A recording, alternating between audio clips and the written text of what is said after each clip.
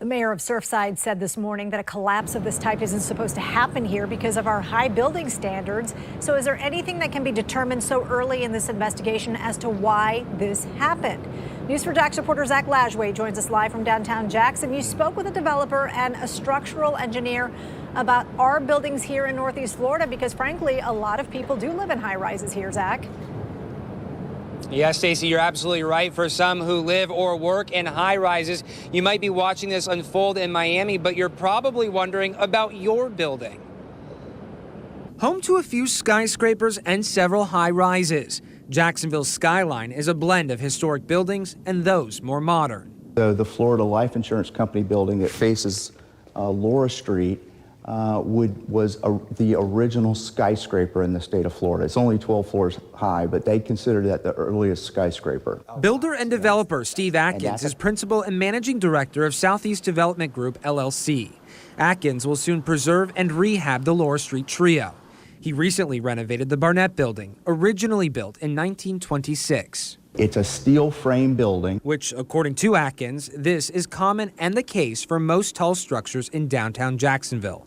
Different from the building that collapsed in Miami that's near the beach. It looks as though that is basically a simple concrete frame building. So it's a very different type of construction method.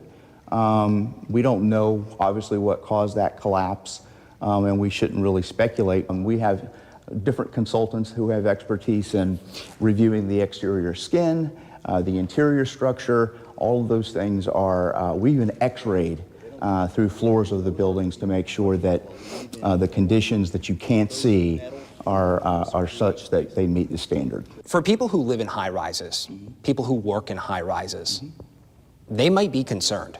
They could certainly do research in the type of building that they live in, when it was built, how it was built. So what about inspections of high rises?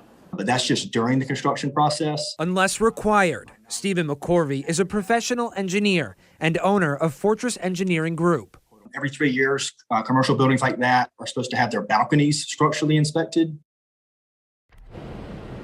Oftentimes when structural inspections occur after construction, it's because of visible or obvious deficiencies or a requirement by the city. In this case, Miami requires structural inspections 40 years after the initial construction and 10 years after that. The Condo Association reports they started the process of reinspection on this building. Reporting live in downtown Jacksonville, I'm Zach Lajway, Channel 4, the local station.